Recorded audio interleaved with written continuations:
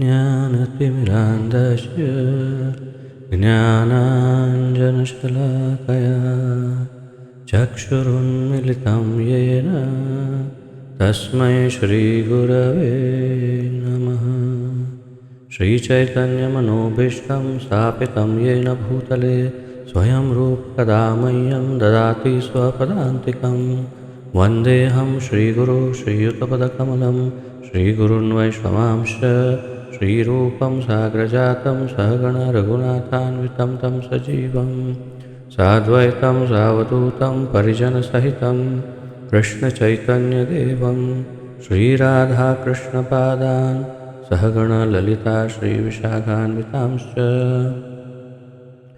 हे कृष्ण करुणा सिंधु दीनबंधो जगत्पते गोपेश गोपिकाकांत राधाकांत नमोस्तुते।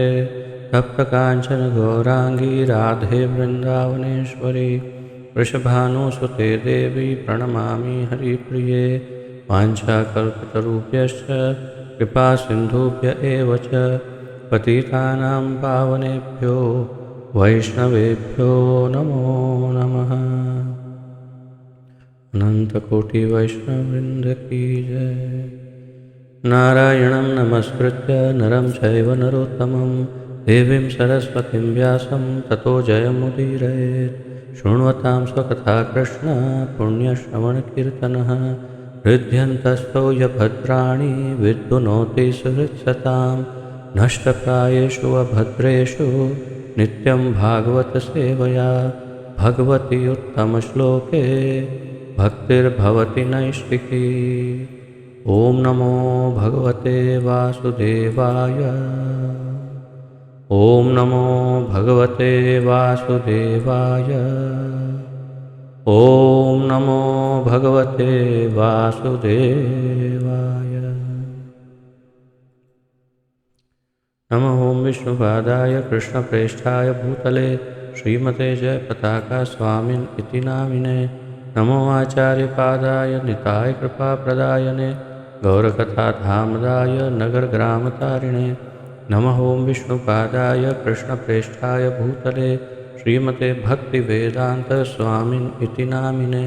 नमस्ते सारस्वते देवे गौरवाणी प्रचारिणे निर्विशेषशून्यवादी पाश्चात्यदेशतारिणे। जय श्री कृष्ण चैतन्य प्रभु नित्यानंद श्री अद्वैत गदाधर श्रीवासादि गौर भक्तवृंद।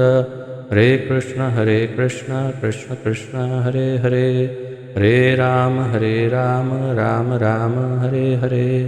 हरे कृष्ण कृष्ण कृष्ण हरे हरे हरे राम राम राम हरे हरे। हरे कृष्ण कृष्ण कृष्ण हरे हरे हरे राम राम राम हरे हरे।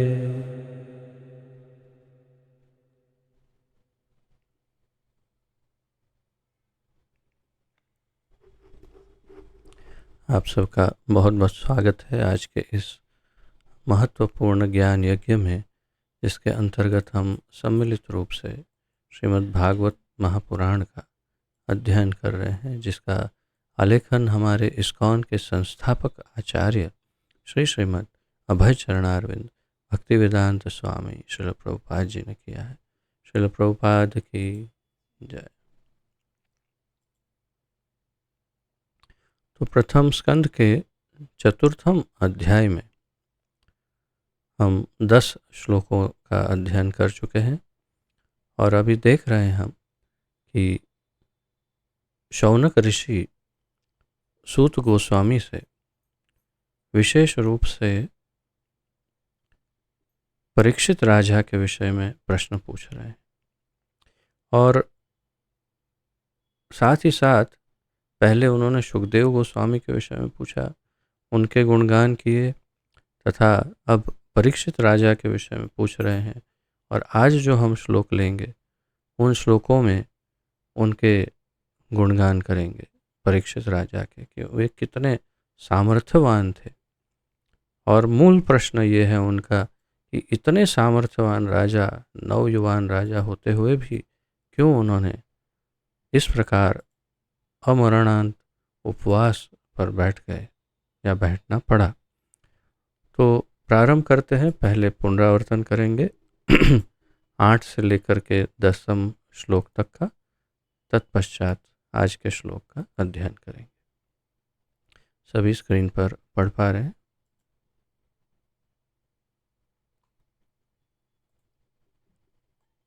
तो 8वें श्लोक में शौनक ऋषि पूछ रहे हैं, वे अर्थात सुखदेव गोस्वामी किसी गृहस्थ के द्वार पर उतनी ही देर रुकते जितने समय में गाय दूही जा सकती।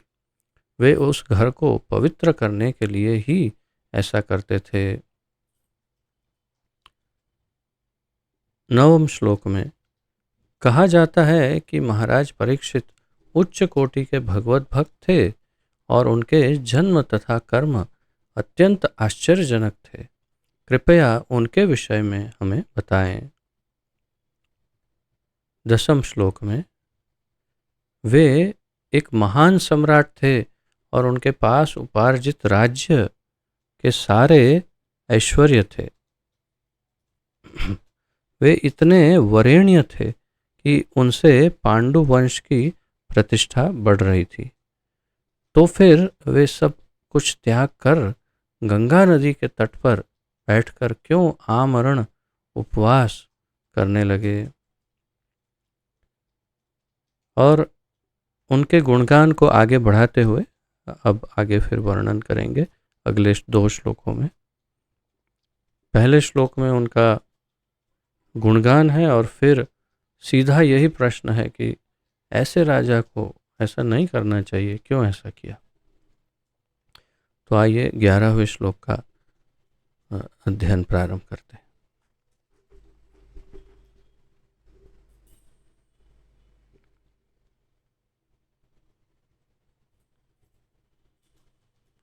नमन्ति यत्पादनिकेतमात्मनः शिवाय हानीय धनानि शत्रवः कथं स वीरः श्रियमङ्गतुस्त्यजां युवैषतोत्स्रष्टुमहो सहासुभिः। नमन्ति यत्पादनिकेतमात्मनः शिवाय हानीय धनानि शत्रवः कथं स वीरश्रियमङ्गदुस्त्यजां युवैषतोत्स्रष्टुमहो सहासुभिः। नमन्ति यत्पादनिकेतमात्मनः निकेतमात्मनः शिवाय हानीय धनानि शत्रवः कथं स वीरः श्रियमङ्गदुस्त्यजां युवैषतोत्स्रष्टुम् अहो सहासुभिः। सह अशुभिः उसका शब्दार्थ। नमन्ति झुकते हैं, यत पाद जिनके पाँव के या पैरों के, निकेतम नीचे। यहाँ पर ये जो शब्द है यत पाद निकेतम, तो यत पाद निकेतम अगर आप पूरा पढ़ें तो जिनके पाँवों के या पैरों के नीचे। अब यहाँ पर निकेतम जो शब्द है हमारे आचार्यों के मत अनुसार विशेष रूप से श्रीधर स्वामी और अर्थात श्रील श्रीधर स्वामी और उनके अनुगत्य में फिर श्रील विश्वनाथ चक्रवर्ती ठाकुर बताते हैं कि निकेतम का अर्थ बहुत ही स्पष्ट है। क्या अर्थ है? पाद निकेतम, पूरा जो शब्द है पाद निकेतम, तो पाद निकेतम का अर्थ है पैरों को रखने वाला स्टूल या चौकी। हम जब पैरों को, यानी कभी अगर आप आराम से बैठना चाहते हो, कुर्सी पर बैठे हैं या ऐसे सोफा या कहीं पर, और पैरों को थोड़ा और अधिक आराम देना है तो एक छोटा सा स्टूल या चौकी जिसे हिंदी में कहते हैं, जिसके ऊपर अच्छे से गादी वादी रख कर के आप आगे रखते हैं, उसके ऊपर पैरों को रखते हैं। विशेष रूप से हमारे परम पूज्य गुरुदेव अपने चरणों को उसी प्रकार उनको रखना होता है जब वे बैठते हैं। तो वो जो स्टूल है उसे पाद निकेतम कहते हैं, ऐसा आचार्यों का मत है। तो इसका क्यों यहाँ उपयोग किया है कि इस शब्द का, वो आगे हम अनुवाद में देखते हैं। आत्मनः अपने, शिवाय कल्याण के लिए, ये शब्द इस पर थोड़ा सा ध्यान दीजिए। शिवाय, शिवाय, ओम नमः शिवाय। तो आप भगवान शंकर को नमन या शिव जी को नमन करते हैं, उसका अर्थ है वही शब्द शिवाय। तो शिव का अर्थ क्या है? शिव का अर्थ है कल्याणकारी, जो कल्याण करते हैं उनको शिव कहते हैं, या पवित्र शुद्ध या कल्याणकारी। तो शिवाय का अर्थ है कल्याण के लिए। हानीय लाकर, धनानि संपत्ति, शत्रवः शत्रुगण, कथम किस कारण से, सह वह वीरः वीर, श्रियम ऐश्वर्य, अंग हे, यहाँ पर केवल हे लिखा है, इंग्लिश में क्या लिखा है? अंगम, अंग। ओह अच्छा, यहाँ टाइप या तो हुआ नहीं है या फिर प्रिंट नहीं हुआ या क्या हुआ, सिर्फ यहाँ हे लिखा है। वास्तव में हे सूत गोस्वामी, इसका अंग ये सूत गोस्वामी का एक नाम है, तो उन्हें इस प्रकार उद्देशित किया है, हे सूत गोस्वामी। तो आप ये अगर आपके श्रीमद् भागवत में ना हो तो लिख सकते हैं, हे अंग या हे सूत गोस्वामी। दुस्त्य जाम, जिसका छोड़ पाना दुष्कर है, उसे, जिसे छोड़ पाना या जिसका छोड़ पाना मुश्किल हो, कठिन हो, उसे। युवा, युवा अवस्था में, एशत इच्छा की, एशत, एशत यानी इच्छा की या इच्छा हुई। उत्सृष्टुम, त्याग देने के लिए, उत्सृष्टुम यानी त्याग दिया, छोड़ दिया। अहो अरे, सह साथ, अशुभि ही जीवन के। तो सह अशुभि ही ये एक शब्द है, जैसे जब आप पढ़ते हैं तो सहाशुभि ही इस प्रकार उच्चारण होता है। तो सह यानी साथ में और अशुभि ही तो जीवन के। अब यहाँ पर जिस प्रकार प्रभुपाद जी ने इसका अंग्रेजी में क्या लिखा है, नहीं अशुभ ही लाइफ, हाँ, तो अशुभ ही का उन्होंने अनुवाद किया है लाइफ।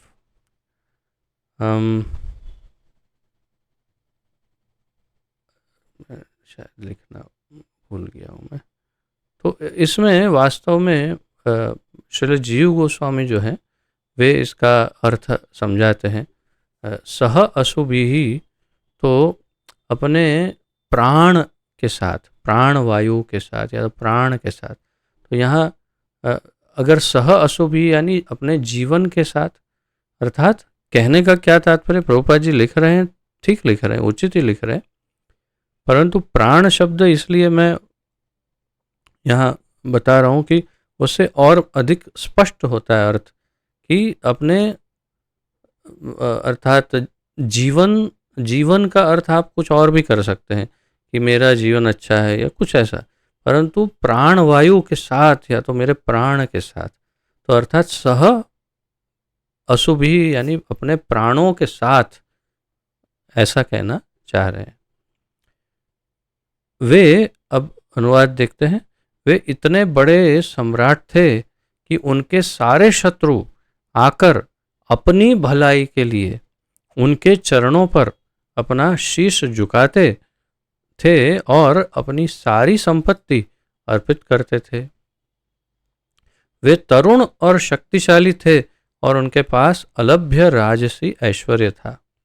तो फिर वे अपना सर्वस्व, यहाँ तक कि अपना जीवन भी क्यों त्यागना चाह रहे थे। अब इसमें आप अवश्य ही पॉइंट्स लिखिएगा कि कितने गुण राजा परीक्षित के बताए हैं। वे इतने बड़े सम्राट थे, बहुत बड़े सम्राट थे, और कितने बड़े थे कि उनके सारे शत्रु आकर अपनी भलाई के लिए, उनकी अपनी शत्रुओं की भलाई के लिए, श्रील जीव गोस्वामी या फिर मेरे ख्याल से श्रील विश्वनाथ चक्रवर्ती ठाकुर बताते हैं कि नहीं, इसमें जीव गोस्वामी का नहीं है इसमें टीका, तो शायद श्रील विश्वनाथ चक्रवर्ती ठाकुर या शायद श्रीमद् वल्लभाचार्य जी बता रहे हैं कि वास्तव में ये सबसे बड़ा आश्चर्य है। और ये सबसे बड़ा आश्चर्य क्यों है? इसलिए ये आश्चर्य है, यहाँ पर कहाँ पर इसका उल्लेख है,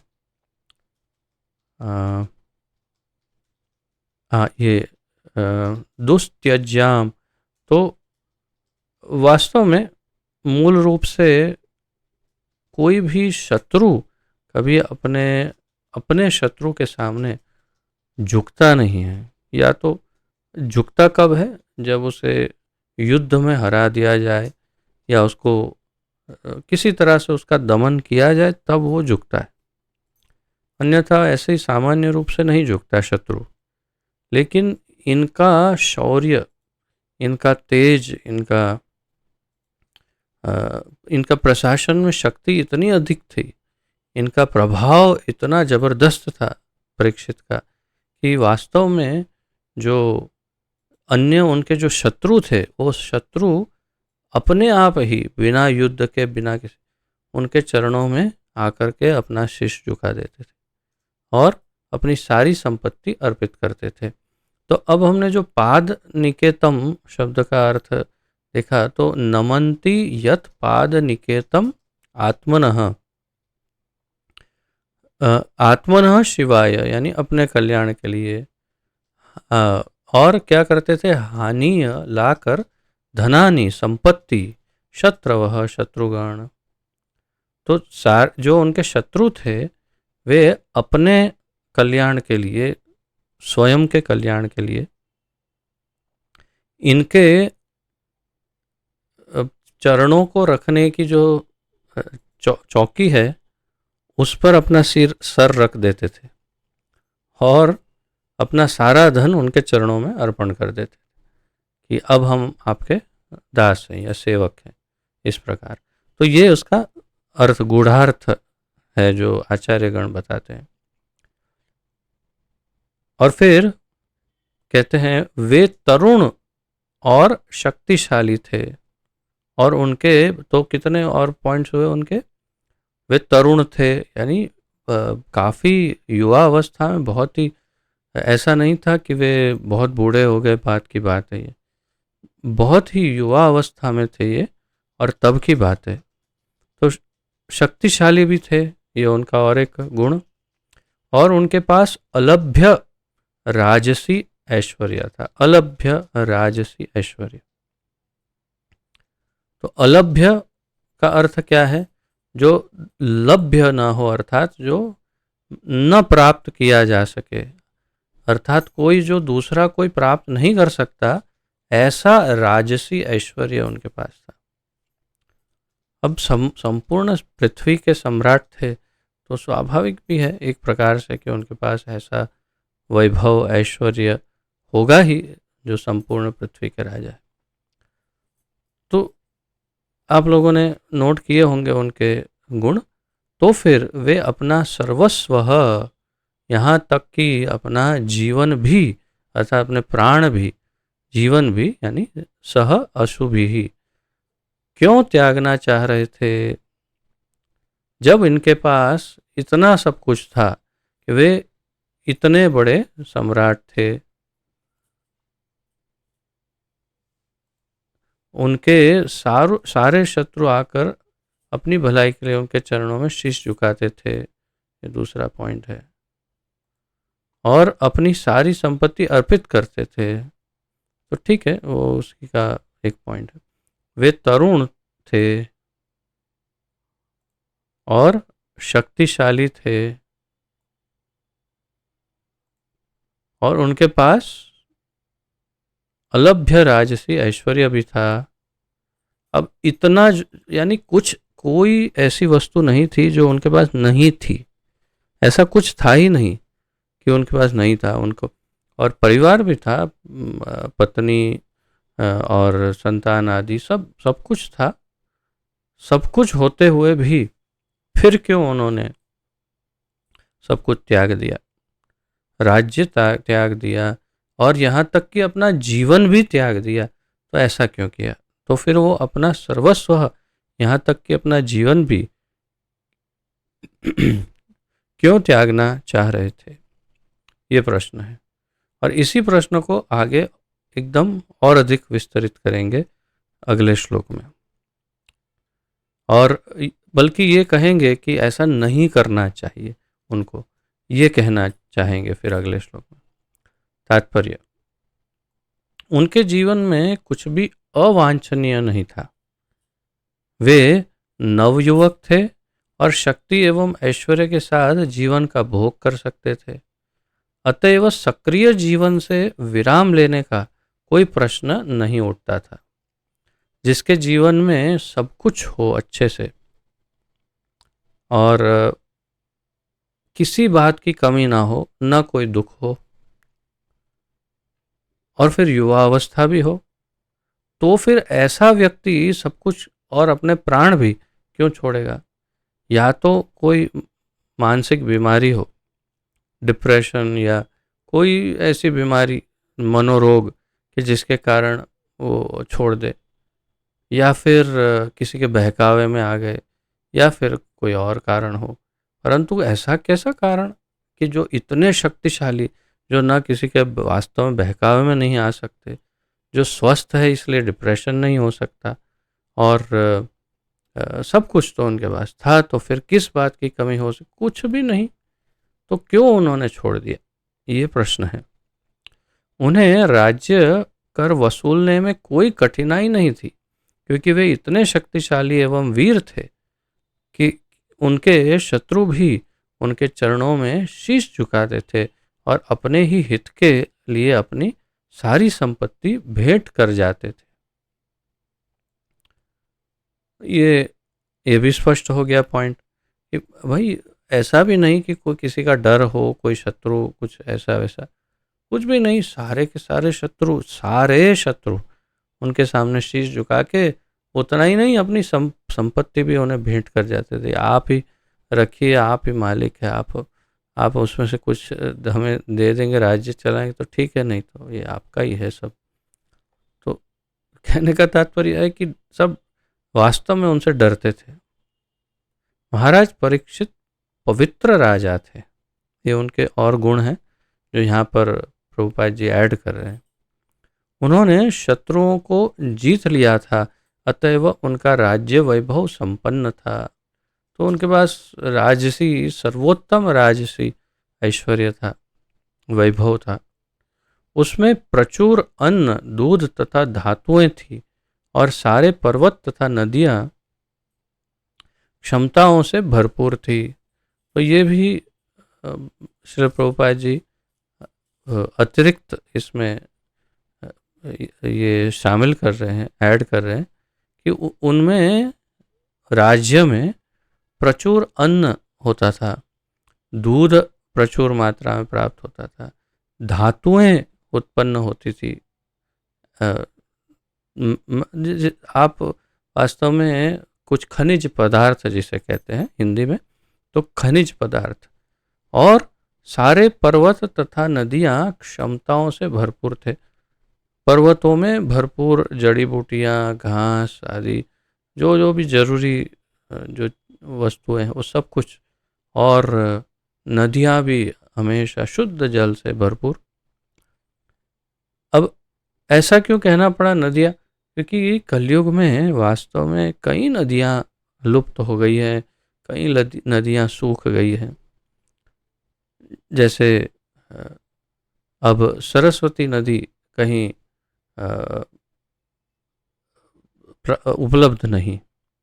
उसी प्रकार आपके अहमदाबाद में, जहाँ पर आप में से अधिक निवास कर रहे हैं, पहले साबरमती नदी बहती थी, हमने देखी है साबरमती नदी, जहाँ पर अभी भी उसका नाम तो साबरमती है, परंतु अब वास्तव में उसमें साबरमती का जल नहीं बहता, उसके अंदर नर्मदा जी का जल बह रहा है।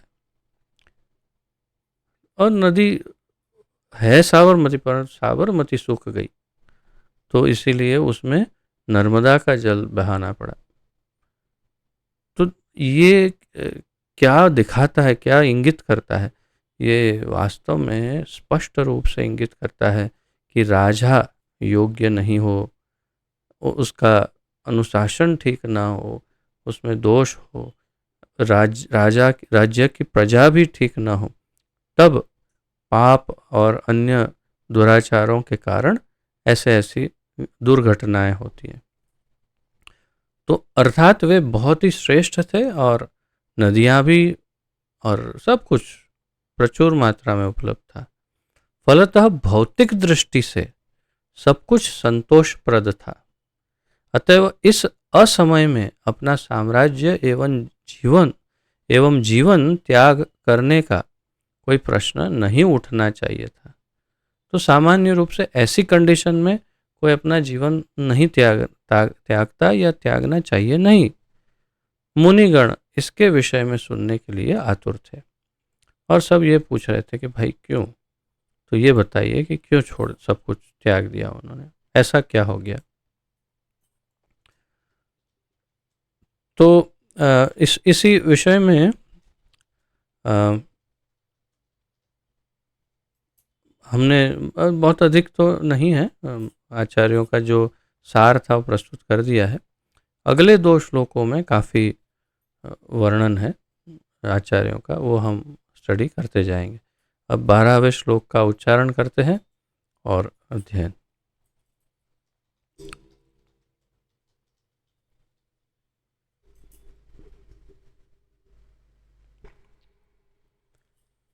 शिवाय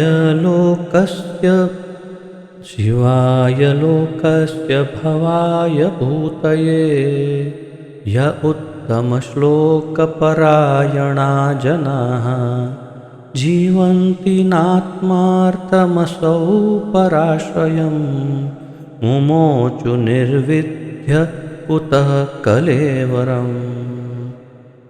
शिवाय लोकस्य भवाय भूतये य उत्तमश्लोकपरायणा जनाः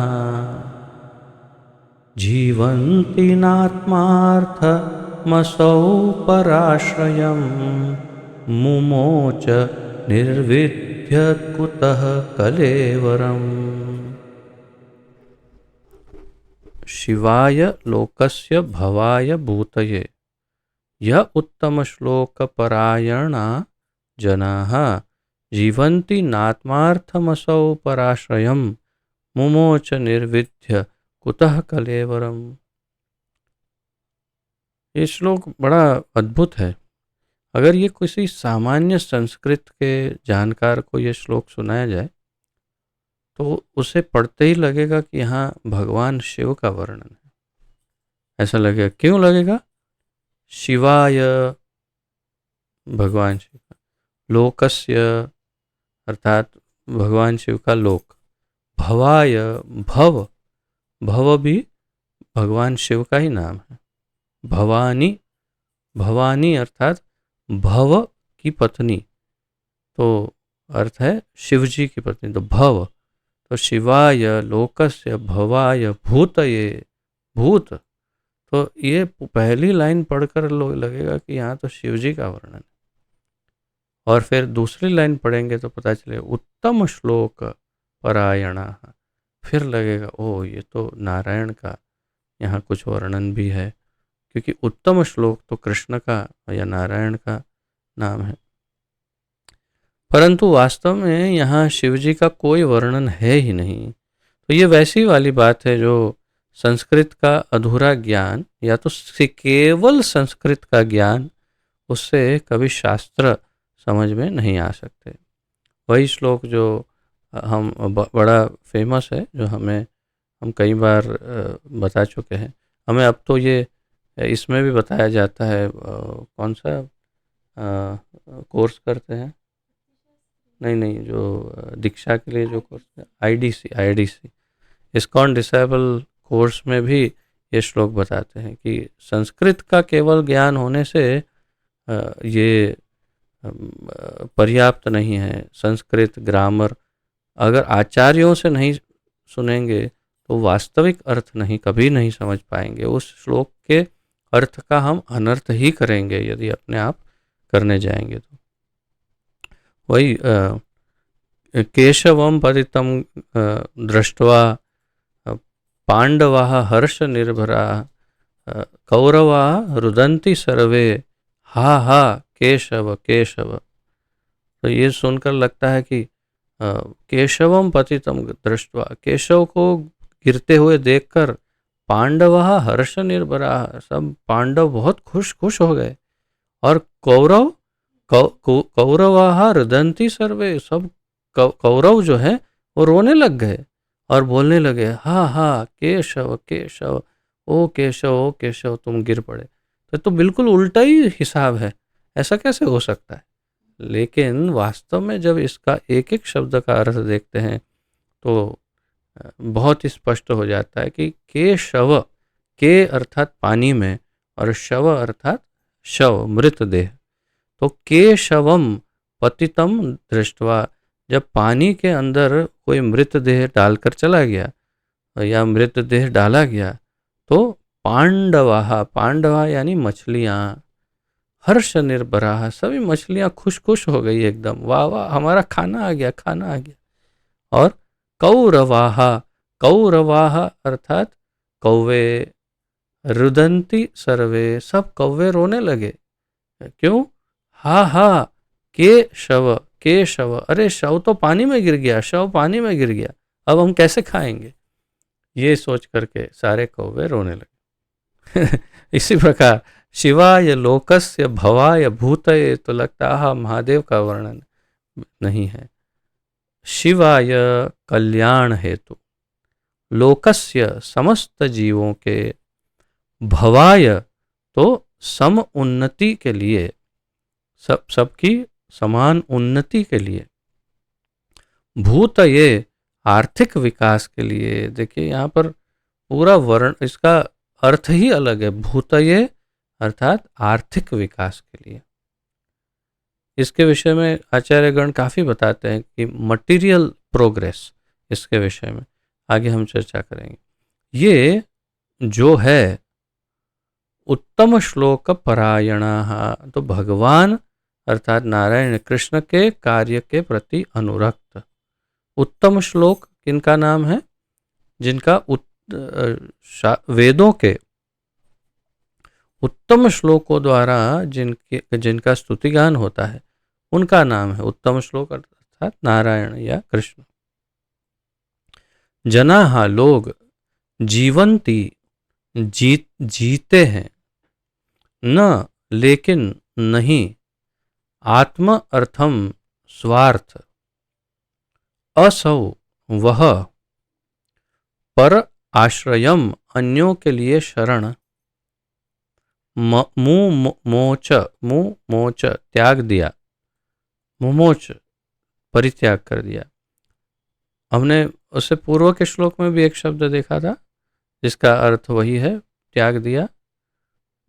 उत्सृष्टुम यानी त्याग देने के लिए, उत्सृष्टुम तो मुमोच अर्थात त्याग दिया। निर्विद्य समस्त प्रकार की आसक्ति से मुक्त होकर, ये शब्द भी विशिष्ट है। निर्विद्य अर्थात किसी भी प्रकार की आसक्ति को छोड़कर, कोई आसक्ति नहीं। कुतः किस लिए कलेवरम मर्त्य शरीर को, कलेवर यानी शरीर, और जो इसका वास्तविक अर्थ यह है कि जो मृत्यु को प्राप्त होता है ऐसा शरीर, तो कलेवर अर्थात मृत्य शरीर को। शब्द अनुवाद, जो लोग भगवत कार्य में अनुरक्त रहते हैं वे दूसरों के कल्याण, उन्नति तथा सुख के लिए ही जीवित रहते हैं, वे किसी स्वार्थवश जीवित नहीं रहते। अतएव राजा परीक्षित ने समस्त सांसारिक वैभव की आसक्ति से मुक्त होते हुए भी अपने उस मर्त्य शरीर को क्यों त्यागा जो दूसरों के लिए आश्रय तुल्य था। ये मूल प्रश्न था उनका कि ऐसा तो नहीं करना चाहिए था, तो क्यों किया और क्या समझा रहे। ये जो है ये सबसे अधिक महत्वपूर्ण यही लाइन है जो हमें वैष्णव होने के नाते, भगवान के भक्त होने के नाते आजीवन इसे याद रखना है। जो लोग भगवत कार्य में अनुरक्त रहते हैं, अर्थात जो भगवान के भक्त हैं, सभी आचार्यों ने भरपूर लिखा है इसके विषय में बहुत, और श्री जीव गोस्वामी ने तो काफ़ी विस्तार से समझाया इसे। तो जो लोग भगवत कार्य में अनुरक्त रहते हैं, जो भगवान के कार्य करते हैं, अर्थात जो भगवान के भक्त हैं, वे दूसरों के कल्याण, उन्नति तथा सुख के लिए, तीन वस्तु के लिए, दूसरों के कल्याण के लिए, कल्याण कैसे होगा, उन्हें भक्ति देकर, उनकी उन्नति कैसे होगी, उनकी उन्नति वो भी भक्ति ही देकर, और भक्ति में प्रशिक्षण देकर। भक्ति में जब हम प्रशिक्षण देंगे, जैसे हमारा भक्ति वृक्ष कार्यक्रम, तो उससे उन्नति होगी। और सुख, ये कौन सा सुख है, वास्तव में वैसे तो आध्यात्मिक सुख, लेकिन वास्तव में जैसा यहाँ लिखा है भवाय, तो हमारे आचार्यगण कहते हैं कि भवाय का अर्थ है शारीरिक या भौतिक उन्नति या सुख या धन कह सकते हैं एक प्रकार से। तो भगवान के भक्त उन्हें भौतिक सुख सुविधा भी देने की व्यवस्था करते हैं। अब सोचिए, ये आश्चर्य की बात है, लेकिन यही सत्य है। तो जो लोग भगवत कार्य में अनुरक्त रहते हैं, वे दूसरों के कल्याण, उन्नति तथा सुख के लिए ही जीवित रहते हैं। अगर हम जीवित हैं तो इसी के लिए जीवित है, अन्यथा जीवित रहने का क्या मतलब। अपने लिए जीना तो क्या जीना है, स्वयं के लिए जीना तो कुत्ते बिल्ली का जीना है। कुत्ते बिल्ली गधा जो भी पशु पक्षी जो कुछ भी है, सारे के सारे जीव अपने लिए जीते हैं, स्वयं के लिए। लेकिन फिर भी उनमें भी बहुत सारा क्या कहते हैं, कम से कम अपने परिवार के लिए और उनके लिए बहुत प्रेम रहता है। कभी कभी हमें उतना भी नहीं रहता, हम सिर्फ टोटली सेल्फ सेंटर्ड, संपूर्ण रूप से आत्म केंद्रित हो जाते हैं कई बार मनुष्य। प्रभुपाद जी आगे जो क्या सेल्फिशनेस, व्हाट इज दैट, स्वार्थ शब्द का जैसे यहाँ लिखा है ना, आत्म अर्थम स्वार्थ, तो स्वार्थ का के दो प्रकार बताएंगे प्रभुपाद जी, तब हम इसकी चर्चा और आगे बढ़ाएंगे। लेकिन वे किसी स्वार्थवश जीवित नहीं रहते, जैसे यहाँ लिखा है। तो कोई भी भक्त स्वार्थ के कारण जीवित नहीं रहता, वो केवल परमार्थ के लिए जीता है, अर्थात दूसरों के लिए जीता है, दूसरों के विषय में सोचता है, उनके कल्याण के लिए सब करता है। और ये कहना आवश्यक है कि जो दूसरों के कल्याण के लिए जीता है, जो भगवान का भक्त है और दूसरों के कल्याण के लिए जीता है, ऐसा भगवत भक्त कभी किसी परिस्थिति में, अ, किसी भी संजोग में कभी भी दुखी या परेशान या कष्ट में नहीं हो सकता है। ये अलग बात है कि कोई गुरु अपने शिष्यों के कष्ट ग्रहण कर ले, वो बात ही अलग है, परंतु अन्यथा कोई भक्त जो दूसरों के लिए जीवित है वो कभी भी कष्ट में या दुख में, तकलीफ में कभी नहीं रह सकता है। सदैव प्रसन्नचित्त, सदैव आनंद में, सदैव उसके मुख पर संतोष और स्मित आनंद। और आप हमारे जितने भी, विशेष रूप से हमारे गुरुदेव को आप देखिए, सदैव प्रसन्न। आज ही सुबह हमें श्रीमद् श्रील गोपाल कृष्ण गोस्वामी महाराज जी के दर्शन हुए। अब उनकी आयु इतनी अधिक है, उनका शरीर इतना जीर्ण है, परंतु जैसे ही उनके सामने, जैसे अंदर से बाहर निकले, भक्तों को देखा, तुरंत एकदम सुंदर स्मित उनके चेहरे पर, और पूछने लगे सब ठीक है, are you okay, everything is okay, पूछने लग गए।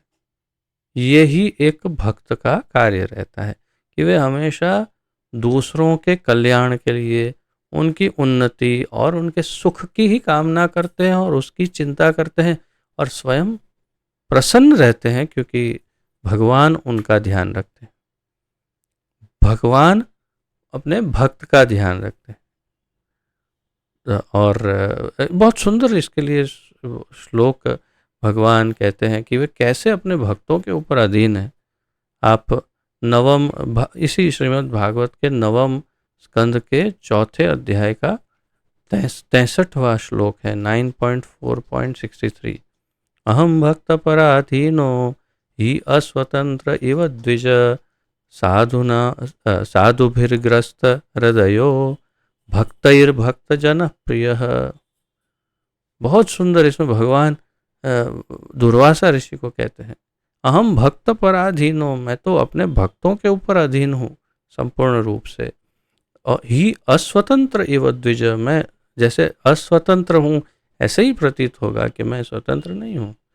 साधुभिर्ग्रस्त हृदयो भक्तैर्भक्त जन प्रिय, कोई दुखी, मेरा भक्त दुखी हो ये मैं तो देख ही नहीं सकता, और मैं अपने भक्तजनों का मैं प्रिय हूँ और वो मेरे प्रिय है, और मैं उनके दुखों को हटाने के लिए कुछ भी कर सकता हूँ। इसलिए उन्होंने सुदर्शन चक्र को आदेश दिया था कि कोई अगर अम्बरीश राजा को कष्ट पहुंचाए तो उसे समाप्त कर देना। दुर्वासा ऋषि के पीछे पड़ गया सुदर्शन चक्र। तात्पर्य यह है कि जो शुद्ध भक्त है, जो अपनी नहीं दूसरों की चिंता करते हैं, दूसरों के कल्याण की चिंता कामना करते हैं, वे किसी भी कोई विकट परिस्थिति आती हुई नजर भी आए तो भी तकलीफ में नहीं रहते, उनके कष्ट दूर हो जाते हैं। तो ये सबसे मोस्ट गोल्डन स्टेटमेंट हमारे जीवन का ये कहना चाहिए कि इसे दूसरों को करे ना करे, इसे अवश्य ही आप एक स्वर्ण की प्लेट पर अंकित करके घर में लगा सकते हैं। अगर स्वर्ण नहीं हो तो कोई बात नहीं, लोहे में बनवा लो, लेकिन स्टील में बनाओ, किसी में भी, मिट्टी में बनाओ, लेकिन या फिर पेपर पे ही लगा के लैमिनेट करके लगा दो कि जो लोग भगवत कार्य में अनुरक्त रहते हैं वे दूसरों के कल्याण, उन्नति तथा सुख के लिए ही जीवित रहते हैं। वे किसी स्वार्थवश जीवित नहीं रहते। अतएव तो फिर ये तो सिद्धांत है। जब ये सिद्धांत है तो फिर राजा परीक्षित ने समस्त सांसारिक वैभव की आसक्ति से मुक्त होते हुए भी, अब यहाँ पर विशेष क्या है, उनका एक और गुण है, समस्त सांसारिक वैभव की आसक्ति से मुक्त होते हुए भी। तो राजा परीक्षित संपूर्ण सांसारिक वैभव की जो आसक्ति है, अटैचमेंट या इच्छाएं, अटैचमेंट एक्चुअली आसक्ति, तो उससे वे मुक्त थे। अर्थात कि उनको अगर नहीं भी मिलता तो भी उन्हें कोई परेशानी नहीं थी, आराम से रह जाते जैसे थे वैसे, लेकिन उन्हें मिल रहा था तो भी ठीक है। तो वो आसक्त नहीं थे वैभव से। तो फिर ऐसे राजा अपने उस मर्त्य शरीर को क्यों उन्होंने त्यागा जो दूसरों के लिए आश्रय तुल्य था। सबसे महत्वपूर्ण यही बात है। तो अपने उस मर्त्य शरीर को क्यों त्यागा जो दूसरों के लिए आश्रय तुल्य था। जो दूसरों को आश्रय अर्थात दूसरों का कल्याण करने, दूसरों की उन्नति, दूसरों को सुख देने वाला वो शरीर, वो क्यों छोड़ दिया उन्होंने। उसमें कोई प्रॉब्लम नहीं था, उन्हें कोई तकलीफ नहीं थी, ना वो आसक्त थे ना कुछ। तो फिर क्यों उन्होंने ऐसा आश्रय तुल्य शब्द जो है वही सबसे महत्वपूर्ण है जिसे हमें ध्यान में रखना। ऐसा आश्रय तुल्य, दूसरों को आश्रय देने वाला, आश्रय और क्या कहते हैं, आश्रय, हाँ आश्रय, आसरा, आसरा देने वाला, दूसरों को आसरा देने वाला, ऐसा शेल्टर, शेल्टर देने वाला ऐसा शरीर वो क्यों छोड़ना पड़ा उनको, ये प्रश्न है। सहारा, सहारा, दूसरों को सहारा देने वाला। परीक्षित महाराज आदर्श राजा तथा गृहस्थ थे क्योंकि वे भगवत भक्त थे। भगवत भक्त में स्वतः समस्त उत्तम गुण आ जाते हैं और महाराज परीक्षित इसके विशिष्ट उदाहरण थे। ये सब अब प्रभुपाद जी इसमें जो बता रहे हैं वो अधिकतर उन्होंने श्रील जीव गोस्वामी की टीका से लिया है, क्योंकि जीव गोस्वामी इसका बहुत सुंदर निरूपण करते हैं इस सब बातों का। खैर हम ये सब उनके जो अपने कमेंट्स है वो सब हम अंत में पढ़ेंगे। जीव गोस्वामी का नहीं पढ़ेंगे क्योंकि जीव गोस्वामी ने जो कहा वही श्रील प्रभुपाद जी कह रहे हैं, इसलिए। तो परीक्षित महाराज आदर्श राजा तथा गृहस्थ थे क्योंकि वे भगवत भक्त थे।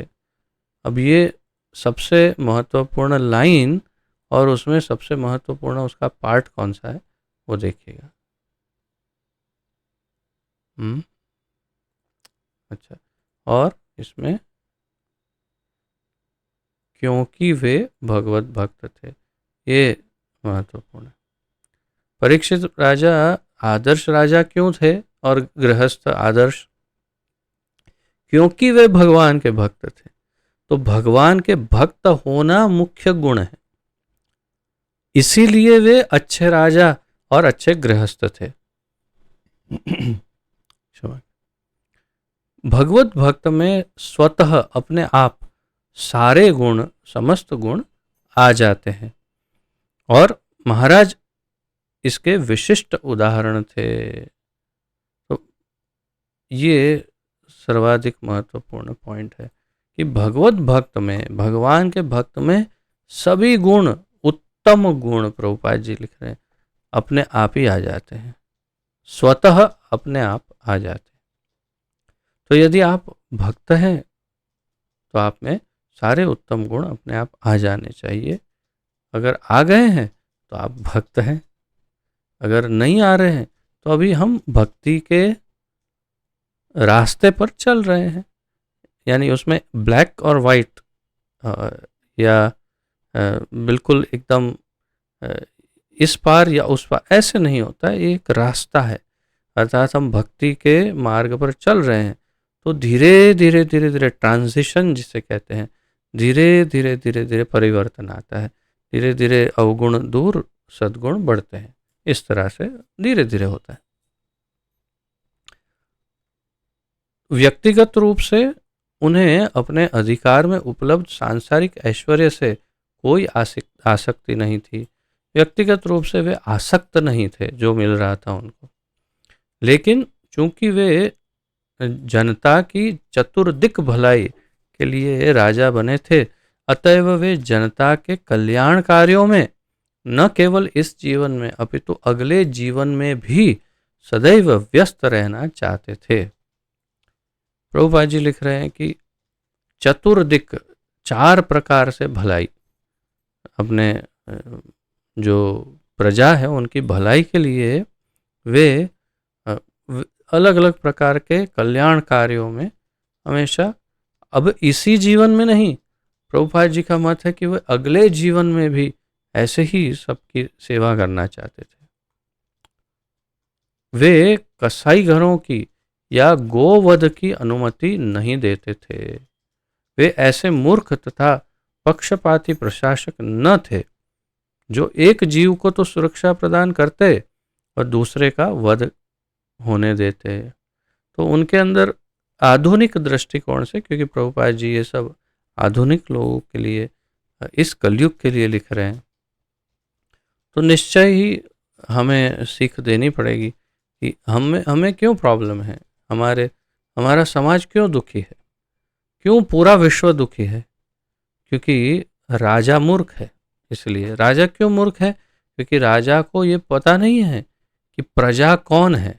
वो समझता है, राजा या प्रशासन, राज्य प्रशासन जो है वो समझता है कि केवल मनुष्य ही प्रजा है। नहीं, जो कोई भी जीव है इस पृथ्वी पर वो सारी प्रजा ही है और उन सभी का उत्तरदायित्व राजा पर है। तो यानी गाय को मारते हैं और मनुष्य को बचाते हैं, तो ये मूर्खता है। किसी भी पशु का वध अनावश्यक वध ये पाप ही है। उसमें भी गाय का वध तो फिर क्या कहें। जैसे आज ही एक ब्रजवासी यहाँ पर हैं, वो मुझे हमें बता रहे थे कि हमारे ब्रज में तो अगर गाय का की हत्या हो जाए किसी से या किसी कारण कैसे भी जाने अनजाने में, तो उन्हें 12 गांवों में भिक्षा मांगनी होती है। 12 गांव में भिक्षा, और फिर 1 या 1.5 महीना कुछ बताया उनको उपवास करना और कुछ और पश्चाताप या इसी कुछ, ये सब यहाँ ब्रज की मान्यता के अनुसार ऐसा सब वो बता रहे थे। हमारे शास्त्रों में तो लिखा है कि जितने गाय के, ये शास्त्रों में लिखा हुआ है, गाय के शरीर में जितने बाल हैं उतने वर्षों तक महारौरव या रौरव या किसी कोई एक नरक में उतने हजार वर्ष तक उसमें सड़ना पड़ता है अगर गाय का वध किया। तो ये अगर हमें आधुनिक राजा स्लॉटर हाउस, कसाई घर देते हैं, उसमें गाय वध करवाते हैं और फिर सभी लोगों को अच्छा रखते हैं, तो कोई फायदा नहीं है, दुख पड़ने ही वाले हैं।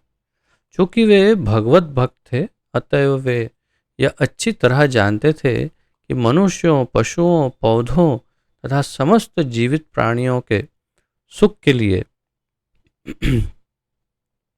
किस प्रकार प्रशासन चलाना चाहिए। उसमें महत्वपूर्ण क्या है?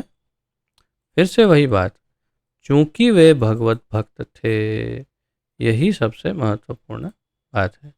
क्योंकि वे भगवान के भक्त थे, इसीलिए वे अच्छी तरह जानते थे कि मनुष्यों को, पशु कैसे सबको सुखी रखना और प्रशासन चलाना। वे अपने स्वार्थ में रुचि रखने वाले पुरुष न थे। स्वार्थ या तो आत्मक, हाँ मैंने जैसे बताया था, यहाँ प्रभुपाद जी स्वार्थ के 2 प्रकार बता रहे हैं।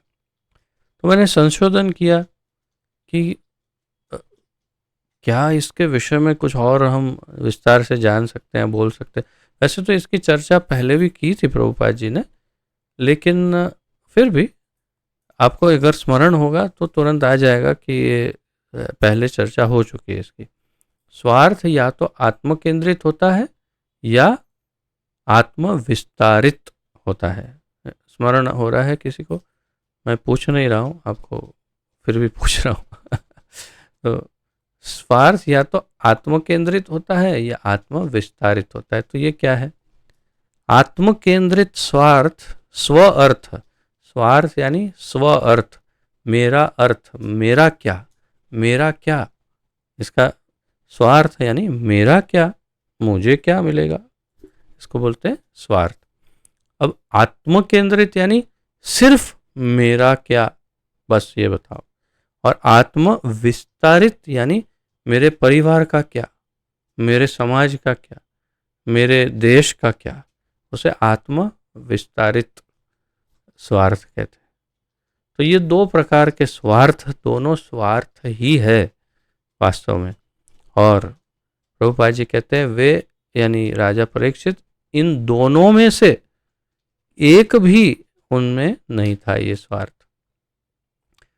तो आप कहेंगे कि मेरे देश का क्या, मेरे समाज का क्या, ये परंतु उनका स्वार्थ क्यों नहीं था, क्योंकि संपूर्ण विश्व का क्या, सारे जीवों का क्या, सारी सृष्टि का क्या, वो जो सोचता है वो स्वार्थ नहीं है।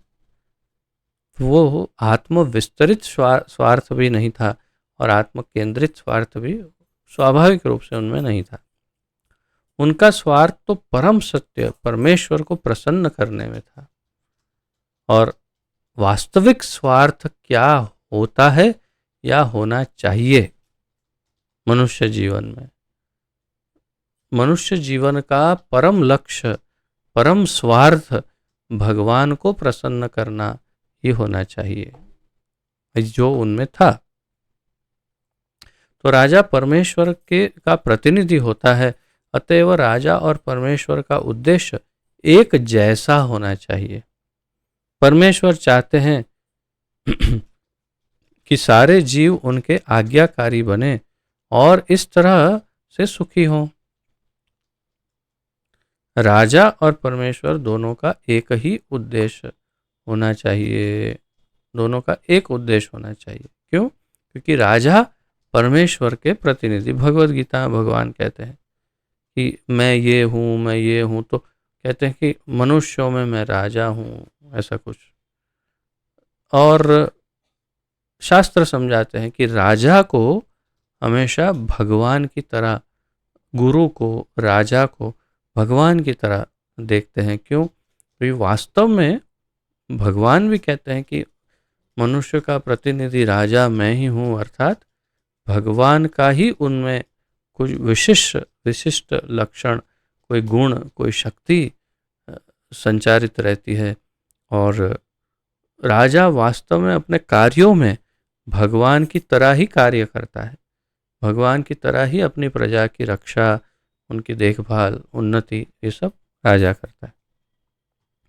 तो राजा भगवान का प्रतिनिधि होता है और इसीलिए उन दोनों का उद्देश्य एक ही होना चाहिए। भगवान का तो उद्देश्य स्पष्ट है, समोहम सर्वभूतेषु और इत्यादि, भगवान सबकी देखभाल करते हैं, लेकिन राजा का भी वही होना चाहिए। परमेश्वर क्या चाहते हैं? सारे जीव उनके आज्ञाकारी बने और इसी तरह सुखी हों। तो राजा का क्या उद्देश्य होना चाहिए? अब ये आपकी परीक्षा है। राजा और परमेश्वर दोनों एक समान हैं अगर, और उनका उद्देश्य एक ही होना चाहिए, दोनों का एक ही उद्देश्य होना चाहिए। परमेश्वर का उद्देश्य क्या है? सारे जीव उनके आज्ञाकारी बने। तो राजा का क्या उद्देश्य होना चाहिए? सारी प्रजा उनकी आज्ञाकारी बने नहीं। राजा का उद्देश्य होना चाहिए सारी प्रजा उनकी, अर्थात भगवान की आज्ञाकारी बने, और भगवान का उद्देश्य है सारी उनकी आज्ञाकारी बने। क्यों? इससे वे सुखी रह सके। अगर राजा की भक्त बन जाएगी, सब आज्ञाकारी बनेगी प्रजा, तो सुखी कैसे रहेगी? क्योंकि वो तो जीव है। तो ये भेद थोड़ा सा ध्यान में रखना है। जैसे प्रभुपाद जी के बताते हैं, गुरु जो हैं वे सेवक भगवान है और भगवान जो है वे सेव्य भगवान है, अर्थात जो सेवा ग्रहण करते हैं वो सेव्य भगवान, और सेवक भगवान अर्थात भगवान के प्रतिनिधि हैं, लेकिन भगवान की वे स्वयं सेवा करते हैं। अतः राजा का स्वार्थ इसी में है कि वह अपनी प्रजा को भगवान के धाम वापस जाने में उनका मार्गदर्शन करे। तो राजा का स्वार्थ क्या होना चाहिए? कि अपनी प्रजा को भगवान के धाम वापस भेजने के लिए मार्गदर्शन करे उनका। अतएव प्रजा के कार्यकलापों को इस प्रकार समन्वित किया जाना चाहिए कि सारे लोग अंत में भगवत धाम वापस जा सके। तो राजा का कार्य है ये कि प्रजा कैसे काम करती है, क्या काम करती है, ऐसे काम करे जिससे अंत में सब भगवान के धाम जा सके। अर्थात सारी प्रजा को भगवान का भक्त बनाना, यही राजा का उद्देश्य होना चाहिए। अगर नहीं है तो गड़बड़ है फिर। तो प्रतिनिधि राजा के शासन में सारा साम्राज्य ऐश्वर्य से परिपूर्ण रहता है। जो भगवान के प्रतिनिधि राजा हैं, जो योग्य प्रतिनिधि है, उनके शासन में सब कुछ सब बहुत सुंदर ढंग से विकसित होता है, सब खुश रहते हैं। जैसे श्री राम राज्य, आप राम राज्य का वर्णन श्री रामायण जी में पढ़ेंगे तो क्या अद्भुत संपूर्ण सृष्टि, इतनी विशेष रूप से जो उनके राज्य जितना है, सारे इतने समृद्ध, इतने प्रसन्न, इतने राम राज्य, इसलिए उसे राम राज्य कहा जाता है। ऐसी दशा में मनुष्य को पशुओं को खाने की आवश्यकता नहीं पड़ती। पशु नहीं खाने पड़ते मनुष्य को। अन्न, दूध, फल तथा तरकारियों की प्रचुरता रहती है, जिससे मनुष्य तथा पशु जी भरकर खा पी सकते हैं। इतना अन्न, इतना दूध, इतने सारे फल, इतनी सब्जियां, इतना उपलब्ध होता है कि मनुष्य को पशु को खाने की आवश्यकता ही नहीं पड़े, और पशु भी आराम से खा पी सकते हैं और मनुष्य भी। यदि सारे जीव आहार तथा आश्रय पाकर संतुष्ट हों और नियत नियमों का पालन करें तो जीव जीव में परस्पर कोई उपद्रव न हो। प्रभुपाद जी स्टैंडर्ड बता रहे हैं, आइडियल, या क्या कहेंगे उसे, उदाहरणीय। ये उदाहरणीय है या तो ये बिल्कुल योग्य है, ऐसा होना चाहिए। तो यदि सभी जीव आहार और आश्रय पाकर संतुष्ट हो तो नियत नियमों का पालन करें, अपने नियम का उल्लंघन ना करें, मनुष्य पशु ना खाए, तो जीव जीव में परस्पर कोई उपद्रव नहीं होगा, आराम से रहेंगे। जैसे सिंह और बाघ, कहते हैं कि सिंह में और बाघ में सबसे बड़ा अंतर यह है, लायन और टाइगर में, कि एक सिंह जो है उसका यदि पेट भरा हुआ हो तो आप उसके सामने से 100 बार गुजर जाओ, वो आपको छेड़ेगा नहीं या आपके ऊपर आक्रमण नहीं करेगा, आराम से बैठा रहेगा। लेकिन बाघ का पेट भरा हुआ हो संपूर्ण रूप से, लेकिन एक बाघ के सामने यदि आप जाओ तो वो तुरंत आक्रमण करके आपको मार देगा, भले नहीं खाए लेकिन मारेगा। तो संतुष्टि, परंतु मूल रूप से यदि सारे जीव संतुष्ट हैं तो वे उसमें परस्पर कोई उपद्रव नहीं होगा। महाराज परीक्षित योग्य राजा थे, अतएव उनके शासन में सभी लोग सुखी थे। मूल बात क्या है? महाराज परीक्षित सर्वश्रेष्ठ राजा थे, ये मूल बात है। अब इस पर आचार्यों की टीका देखते हैं।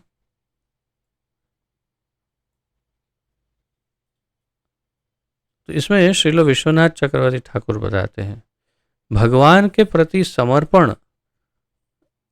समर्पित लोग जगत की भलाई के लिए लोकस्य शिवाय 2 तरह से जीते हैं। अब लोगों जो परोपकार की जो भावना है या परोपकार से, तो उसमें उसके 2 प्रकार श्रील विश्वनाथ चक्रवर्ती ठाकुर बताते हैं। जैसे प्रभुपाद जी ने 2 स्वार्थ बताए, तो परोपकार के 2 प्रकार श्रील विश्वनाथ बताते हैं।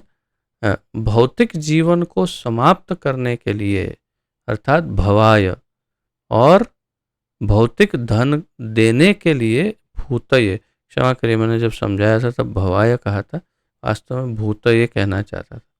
तो भूतये अर्थात भौतिक धन देने के लिए, और भवाय यानी भौतिक जीवन को समाप्त करने के लिए। ये दो मुख्य कार्य भगवान के प्रति समर्पित लोग जगत की भलाई के लिए दो तरह से जीते हैं। अर्थात हम सब भक्त दो वस्तुओं को विशेष रूप से ध्यान देते। एक, भौतिक जीवन समाप्त करने के लिए दूसरों का, अपना तो करना ही है भौतिक जीवन समाप्त, लेकिन दूसरों का भी भौतिक जीवन समाप्त हो, भव पार हो जाए, कहते हैं ना, भव पार हो गया, अर्थात उनका भौतिक जीवन समाप्त हो जाए, दोबारा जन्म न ले, और फिर भी इस संसार में रहते हुए भी भौतिक धन देने के लिए, तो उनको भौतिक धन भी मिले। इसीलिए भवाय का शाब्दिक अर्थ है भौतिक जीवन के लिए। भवाय शब्द का अर्थ, शाब्दिक अर्थ है भौतिक जीवन के लिए, लेकिन यहाँ इसका अर्थ भवाय, तो मैंने जो कहा था वैसे अनुचित नहीं भी था, क्योंकि भवाय का अर्थ है भी भौतिक जीवन जीने के लिए, परंतु यहाँ पर भवाय का अर्थ अलग है। भक्त लोगों को अपने भौतिक जीवन त्यागने में मदद करने के लिए जीते हैं। यहाँ पर क्या अर्थ बता रहे हैं विश्वनाथ चक्रवर्ती ठाकुर? भवाय का अर्थ है भक्त लोगों को अपना भौतिक जीवन त्यागने में मदद करने के लिए जीते हैं। तो जैसे कि आप सब भक्ति वृक्ष कर रहे हैं, और भक्ति वृक्ष जो चला रहे हैं, संचालन कर रहे हैं, वो क्या कर रहे हैं? वे सतत प्रयास कर रहे हैं कि जो भक्ति वृक्ष अटेंड करते हैं उन सबका भौतिक जीवन धीरे धीरे समाप्त हो, और जो उनका जीवन है वो आध्यात्मिक हो, तथा फिर भी उनके जीवन में भूतये अर्थात किसी प्रकार का धन वो किसी कोई कमी ना हो, ऐसा जीवन उन्हें मिले। वो स्वाभाविक है, भक्ति के साथ वो मिल ही जाएगा। जिस तरह से मच्छरों को मारने के लिए धुएं का उपयोग किया जाता है, श्री विश्वनाथ चक्रवर्ती ठाकुर बताते हैं, या संप्रदान कारक भवाय एक लुप्त अनंत को व्यक्त कर सकता है। भवाय संहार तुम, वे भौतिक जीवन को बुझाने के लिए जीते हैं। मूल रूप से भौतिक जीवन का नाश करने के लिए भक्त जीते हैं। पराश्रयम का अर्थ है दूसरों की मदद करना।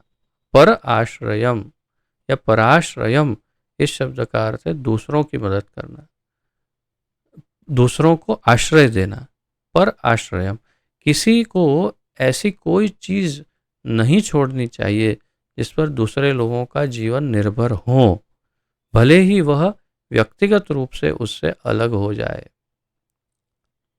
तो पराश्रयम क्यों उपयोग में आया है यहाँ पर शब्द, जो वास्तव में मैं यहाँ पढ़ रहा हूँ वो स्क्रीन आपको YouTube में दिखाई देगा, जो यहाँ मैं आपसे शेयर नहीं कर रहा। तो यहाँ पर पराश्रयम, पर आश्रयम, अन्यों के लिए शरण। तो ये किस अनुसंधान में उपयोग में हुआ कि जो अपने उस मर्त्य शरीर को क्यों त्यागा जो दूसरों के लिए आश्रय तुल्य था या पराश्रय था। तो जो दूसरों को आश्रय दे सकता है ऐसा शरीर क्यों त्याग दिया? तो पराश्रय जो दूसरों को आश्रय देता है, तो किसी को ऐसी कोई चीज़ नहीं छोड़नी चाहिए जिस पर दूसरे लोगों का जीवन निर्भर हो। अगर मेरे शरीर पर ही कोई निर्भर हो रहा है तो मुझे नहीं छोड़ना चाहिए। इसी बात पर बिल्कुल ये उपयुक्त समय है कहने का कि कभी भी किसी भी अवस्था में किसी भी संजोग में किसी को आत्महत्या नहीं करनी चाहिए। ये मुझे इसलिए कहना पड़ रहा है कि अभी एक दुर्घटना हमारे सामने आई है, आप सब जानते हैं।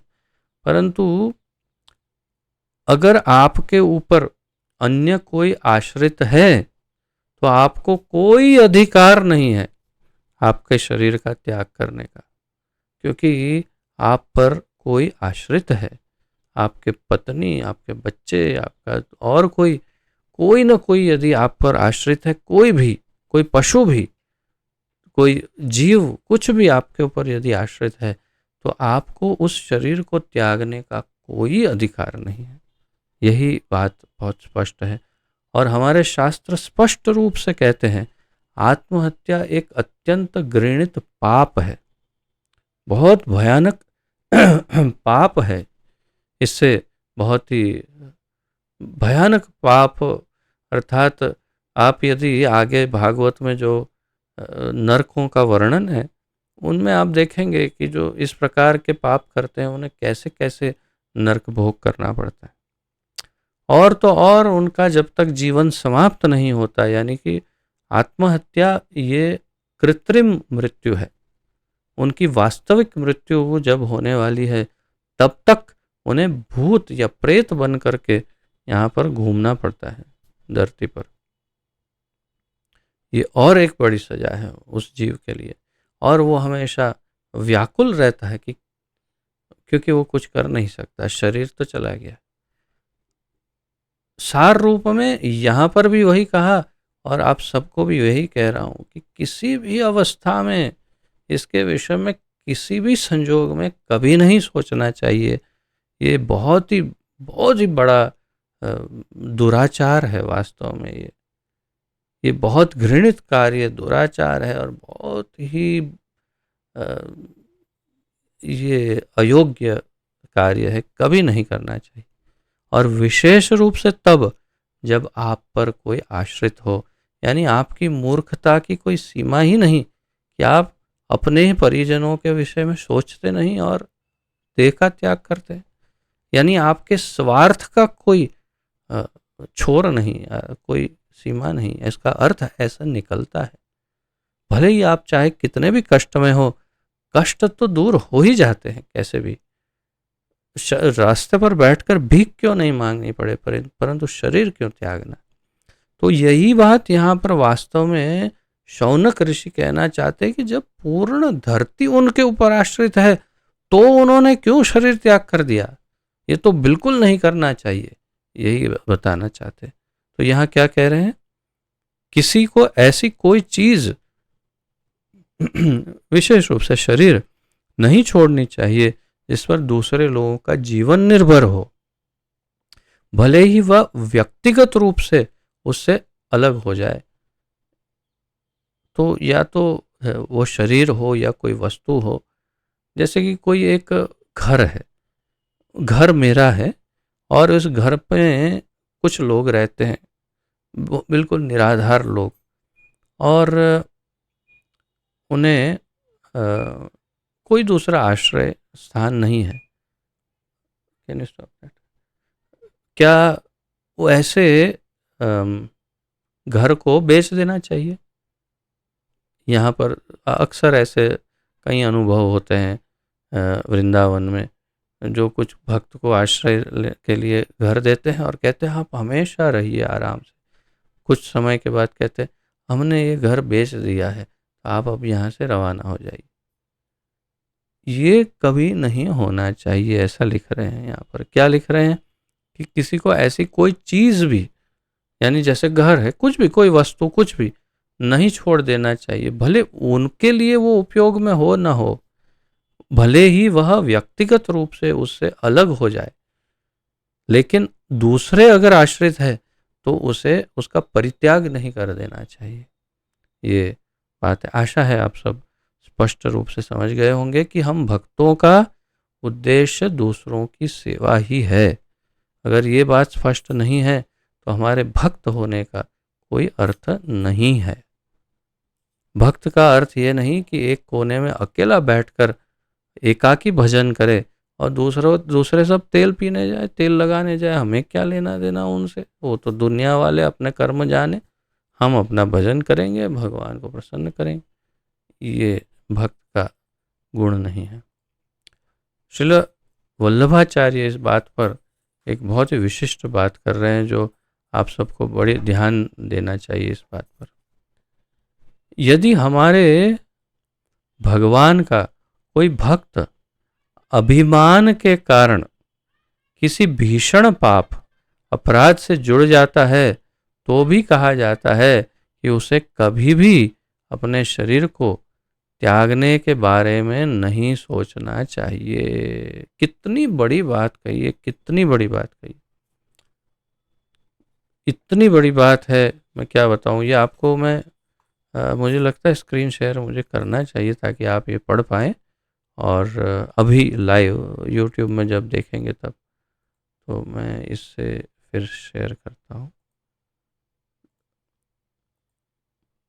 तो पहले श्रील विश्वनाथ चक्रवर्ती का तो यहाँ पर पढ़ लिया हमने, और ये श्रील वल्लभाचार्य कहते हैं, यदि हमारे, बिल्कुल ध्यान से सुनेगा, यदि हमारे भगवान का,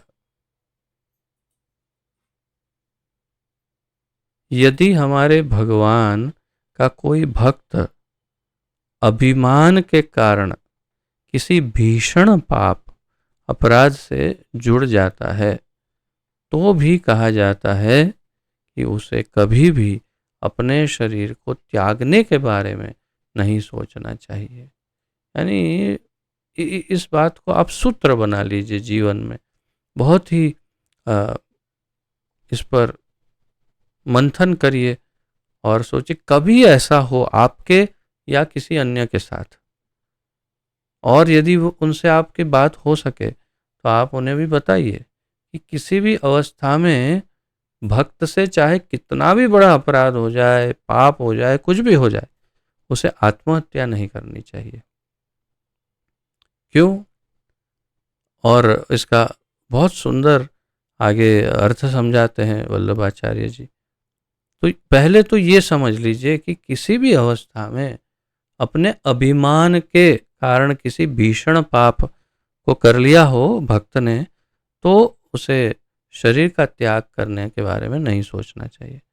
भले ही अपने पापी आचरण के कारण वह हमारे प्रभु की पूजा करने में असमर्थ हो, तो ये तो स्पष्ट है, ये बात हमारे इस्कॉन में थोड़ा शायद अभी तक स्पष्ट नहीं है इस बात से, कि यदि किसी से ऐसा अपराध हो गया है तो उन्हें भगवान के विग्रह की सेवा की अनुमति नहीं देनी चाहिए, उन्हें श्रीमद् भागवत क्लास देने की अनुमति नहीं देनी चाहिए, क्योंकि वो शास्त्र के अनुसार उसके लिए योग्य नहीं है। परंतु तो वो अगर भगवान की सेवा नहीं कर सके, विग्रह की सेवा, और यदि भागवत क्लास आदि कुछ नहीं दे सके, तो भी तो उसे क्या करना चाहिए? अन्य लोग उससे पूछकर, अर्थात सलाह और निर्देश लेकर सेवा कर सकते हैं। तो उन्हें क्यों जीवित रहना चाहिए? उनसे पूछ पूछ करके, उनसे सीख करके अन्य लोग कर सकते हैं। उसके दो उदाहरण हैं।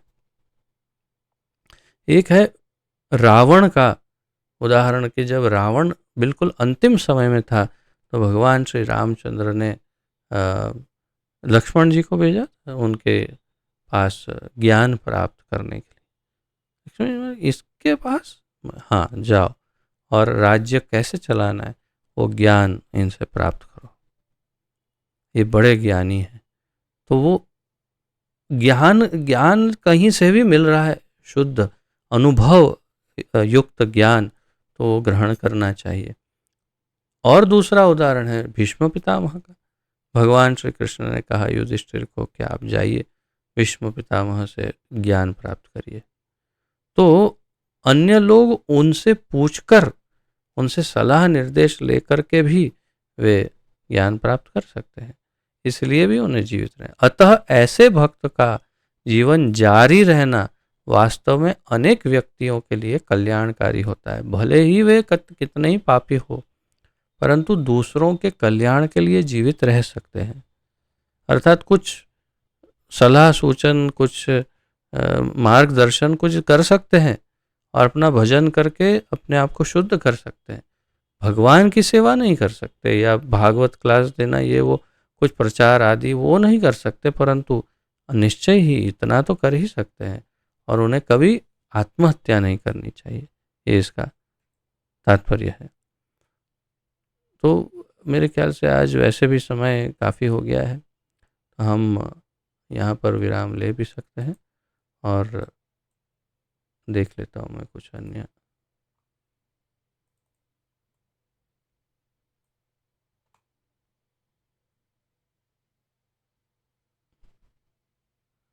आचार्यों के मत अनुसार, और बाकी तो सब श्रील प्रभुपाद जी ने श्रील जीव गोस्वामी के अनुसार ही कहा है। और एक और श्लोक रह जाएगा वास्तव में इसी श्रृंखला में, जो अंतिम प्रश्न है श्रील शौनक ऋषि का, जो खैर कोई बात नहीं, उसे कल ले लेंगे हम। तो यदि किसी का कोई प्रश्न, उत्कंठा, जिज्ञासा, कोई इसमें सुधार सुझाव हो तो प्रस्तुत कर सकते हैं। आप सबका स्वागत है और आप अपने अपने दर्शन प्रदान कर सकते हैं। भूल जाते हैं बेचारे मासूम जीव, शुरुआत में और अंत में स्मरण नहीं रहता, क्या करे, कलयुग है, स्मरण शक्ति सभी की क्षीण हो चुकी है, इसलिए स्मरण रहता नहीं, वीडियो ऑन करते नहीं। तो मुझे स्मरण कराना पड़ता है कि अब आप अपने शुभ दर्शन प्रदान कीजिए सबको। कोई सुन भी नहीं पाते हैं, कोई बात नहीं, चलो ये भी कलयुग का प्रभाव है। हाजिर रह जाते हैं वही बड़ी बात है। चलो, तो कोई प्रश्न यदि ना हो तो फिर विराम लेते हैं, या फिर प्रश्न पूछिए।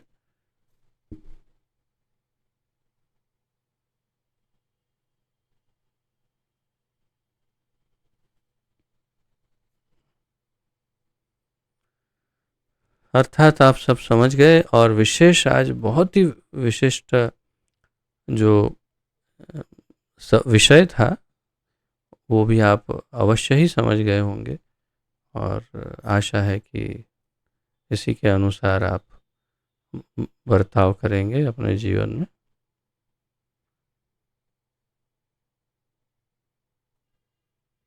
तो आप सबका बहुत बहुत धन्यवाद, जिन्होंने दर्शन दिया उनका भी, जिन्होंने नहीं दिया उनका भी। पतित पावन जगत गुरु श्रील प्रभुपाद की जय। ग्रंथराज श्रीमद् भागवत महापुराण की जय। पतित पावन गुरुदेव की जय। निताय गौर प्रेमानंदे हरि हरि बोल। वांछा कल्पतरुभ्यश्च कृपा सिंधुभ्य एव च पतितानां पावनेभ्यो वैष्णवेभ्यो नमो नमः। आप सबके चरणों में दंडवत प्रणाम, सबका बहुत बहुत धन्यवाद। हरे कृष्ण। लेकिन जाइएगा नहीं, आपको स्मरण होगा, आज महत्वपूर्ण एक कार्य है। कोई प्रश्न है द्वारका चैतन्य प्रभु जी, या कुछ कहना चाहते हैं? नहीं प्रभु जी, मैं उसके लिए बोल रहा था कि एक आज माला करनी है ना, आपने हाँ जी, बताया हाँ था ना। हाँ जी, हाँ जी, बस अभी मैं पहले लाइव स्ट्रीमिंग बंद कर देता हूँ, उसके बाद हम सब मिल करके माला जप करते हैं। धन्यवाद। हरे कृष्णा।